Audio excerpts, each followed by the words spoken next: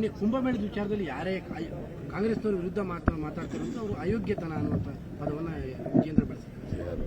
ವಿಜೇಂದ್ರ ಅವರು ಬಿಜೆಪಿ ರಾಜ್ಯಾಧ್ಯಕ್ಷ. ವಿಜೇಂದ್ರ ಅವರು ಜಗಳ ನಮ್ಮ ಪಾರ್ಟಿನಲ್ಲಿ ನಡೀತಾ ಇದೆಯಲ್ಲ, ಏನಂತ ನಡೀತಾ ಇದೆ? ಏನಂತ ನಡೀತಾ ಇದೆಯಪ್ಪ? ಏನಂತ ನಡೀತಾ ಇದೆ? ಸರಿ ಇಲ್ಲ ಮತ್ತೆ ನಾನು ಉತ್ತರ ಕೊಡಬೇಕು ಅವ್ರಿಗೆ? ಕಾಂಗ್ರೆಸ್ಸಿಗೆಲ್ಲ ಅಯೋಗ್ಯರು ಅನ್ನೋ ಪದವನ್ನು ಬಳಕೆ ಅಯೋಗ್ಯರು ಕಾಂಗ್ರೆಸ್ ಎಲ್ಲಿ ನಡೀತಾ ಇರೋದು ಇದು?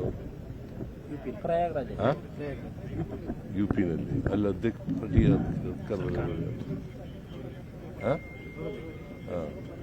ಮತ್ತೆ ಅವ್ರಿಗೆ ಅಯೋಗ್ಯರು, ನಾವು ಅಯೋಗ್ಯರು? ಅವ್ರ ಅಯೋಗ್ಯರಲ್ವಾ? ಟೀಕೆ ಮಾಡೋದು ತಪ್ಪು ಅಂತ ಅಲ್ಲಪ್ಪ, ಟೀಕೆ ನೀನ್ ಕೇಳದೆ ತಪ್ಪು ಅಂತ ಆಯ್ತಲ್ಲ. ಹಾಗಾದ್ರೆ ಅಲ್ಲ, ನಾನ್ ಕೇಳೋ ತಪ್ಪಲ್ಲ, ಕುಂಭಮೇಳದ ಬಗ್ಗೆ ವಿಮರ್ಶೆ ಮಾಡುವಂತ. ನಿಮಗೆ ಸ್ವಾತಂತ್ರ್ಯ ಕೊಟ್ಟಿದ್ದಾರೆ, ತಪ್ಪು ಮಾಡೋದಾಗ ಕ್ರಿಟಿಸೈಸ್ ಮಾಡೋದು. ಕ್ರಿಟಿಸೈಸ್ ಮಾಡಬಾರದು ಅಂತಂದ್ರೆ,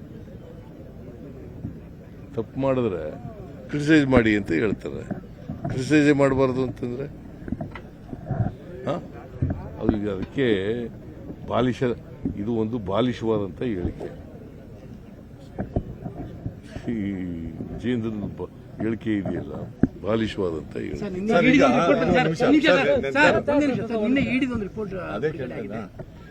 ರಿಪೋರ್ಟ್ ಅಲ್ರಿ ಅದು, ಸೀಜ್ ಮಾಡಿರೋದು, ಸೀಜರ್ ರಿಪೋರ್ಟ್. ಬೇಕು ಅಂತ ಪೊಲಿಟಿಕಲ್ ಆಗಿ ಮಾಡ್ತಾ ಇದ್ದಾರೆ.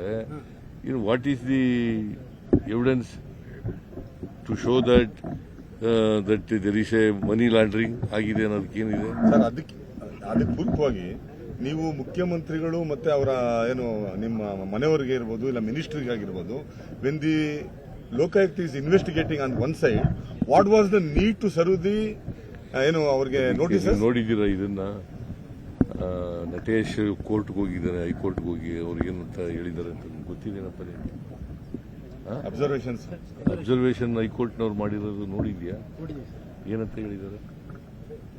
ನಟೇಶ ಹೈಕೋರ್ಟ್ಗೆ ಹೋಗಿದ್ದಾರೆ, ಅವನ ಪಿಟಿಷನ್ ಅಲೋ ಆಗಿದೆ, ಅವನಿಗೆ ಕರೆದಿದ್ದು ತಪ್ಪು ಅಂತ ಆಗಿದೆ,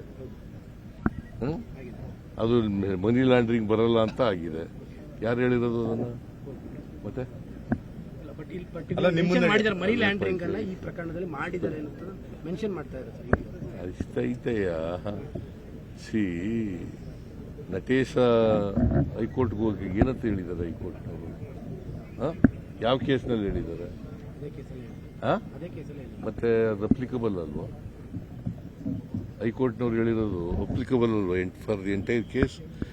is it not applicable? Natesha commissioner ಆಗಿದ್ದು, ಅವನು ಕೋರ್ಟ್ಗೆ ಹೋಗಿದ್ದಾನೆ. ನನ್ನನ್ನು ಮನೆ ಸರ್ಚ್ ಮಾಡಿದ್ದು, ನೋಟಿಸ್ ಕೊಟ್ಟಿರ್ತಕ್ಕಂಥದ್ದು, ನನಗೆ ಕರೆದಿರ್ತಕ್ಕಂಥದ್ದು ಕಾನೂನು ಬಾಹಿರ ಅಂತ ಕರೆದಿದ್ದಾರೆ. ಮತ್ತೆ ಇದು ಮನಿ ಲಾಂಡ್ರಿಂಗ್ ಅಲ್ಲ ಅಂತ ಹೇಳಿದ್ದಾರೆ. ಅವ್ರು ಮನಿ ಲಾಂಡ್ರಿಂಗ್ ಅಲ್ಲ ಅಂತ ಹೇಳಿದ್ದಾರೆ, ಕರೆದು ತಪ್ಪು ಅಂತ ಹೇಳಿದ್ದಾರೆ. ಅಂದಮೇಲೆ ಮೂಡಾದವರು ಅಲ್ಲ, ಇಡಿಯವರು ಮಾಡ್ತಾ ಇರ್ತಕ್ಕಂಥದ್ದು ಮನಿ ಲಾಂಡ್ರಿಂಗ್ ಅಲ್ಲ ಅಂತ ಹೈಕೋರ್ಟ್ನವರು ಬಹಳ ಸ್ಪಷ್ಟಪಡಿಸಿದ್ದಾರೆ. ಕಂಪ್ಲೀಟ್ ರಿಪೋರ್ಟ್ ಬಿಡುಗಡೆ ಮಾಡ್ತಾರೆ ಸರ್ ಅವರು. ಕಂಪ್ಲೀಟ್ ರಿಪೋರ್ಟ್ ಮೀಡಿಯಾಗೆ ಬಿಡುಗಡೆ ಮಾಡಿದ್ದಾರೆ. ಅದರಿಂದನೇ ಏನಾದರೂ ಅನುಮಾನ ಕಾಡ್ತಾ ಇದೆ. ಪೊಲಿಟೈಸ್ ಮಾಡ್ತಾ ಇದ್ದಾರೆ, ಉದ್ದೇಶಪೂರ್ವಕವಾಗಿ ಪೊಲಿಟೈಸ್ ಮಾಡ್ತಾ ಇದ್ದಾರೆ. ಯಾಕಂತಂದ್ರೆ ಈಗ ಲೋಕಾಯುಕ್ತ ಪೊಲೀಸ್ನವರು ಎಂಕ್ವೈರಿ ಮಾಡಿದ್ದಾರೆ. ಗವರ್ನರ್ ಹತ್ರ ಹೋಗಿದ್ದದು ಏನಂತ ಇವರು ಸ್ನೇಹಮಯಿ ಕೃಷ್ಣ ಕಂಪ್ಲೇಂಟ್ ಕೋರ್ಟ್ ಮಾಡಿ ಅಂತ, ಯಾರ ಮುಂದೆ ಎಂಕ್ವೈರಿ ಮಾಡಿ ಅಂತ? ಪ್ರಾಸಿಕ್ಯೂಷನ್ ಮಾಡಿ ಅಲ್ವಾ? ಲೋಕಾಯುಕ್ತ ಇಂಡಿಪೆಂಡೆಂಟ್ ಬಾಡಿ ಅಲ್ವಾ? ಅವರೇ ಮತ್ತೊಂದು ಅಪ್ಲಿಕೇಶನ್ ಹಾಕೊಂಡ್ಬಿಟ್ಟಿದಾರಲ್ಲ. ಅಲ್ಲ, ಲಾಸ್ಟ್ 3 months ಇಡಿ ಮಾಡ್ತಾರಂತ ಆಕ್ಟಿವಿಟೀಸ್ ನೋಡಿದ್ರೆ ಒಂದ್ ಕಡೆ ಸರ್ಕಾರ ಮತ್ತೆ ನಿಮ್ಮನ್ನ ಇಮೇಜ್ ಮತ್ತೆ ನಿಮ್ಮ ಮೊರಲ್ನ ಡೆಂಟ್ ಮಾಡೋದಕ್ಕೆ ಸತತವಾದ ಒಂದು ಪ್ರಯತ್ನ ನಡೀತಾ ಇದೆ. ಸೀರಿಯಸ್ ಆಗಿ ನಡೀತಾ ಇದೆ. ಇದು ಉದ್ದೇಶಪೂರ್ವಕವಾಗಿ ದುರುದ್ದೇಶದಿಂದ ಹಾಕಿರ್ತಕ್ಕಂಥ ಕೇಸು. ದೇರ್ ಇಸ್ ನೋ ಅಲ್ಲಿ ಇಲಿಗಾಲಿಟಿ ಇಲ್ಲ, there is no money laundering. ಆದರೂ ಕೂಡ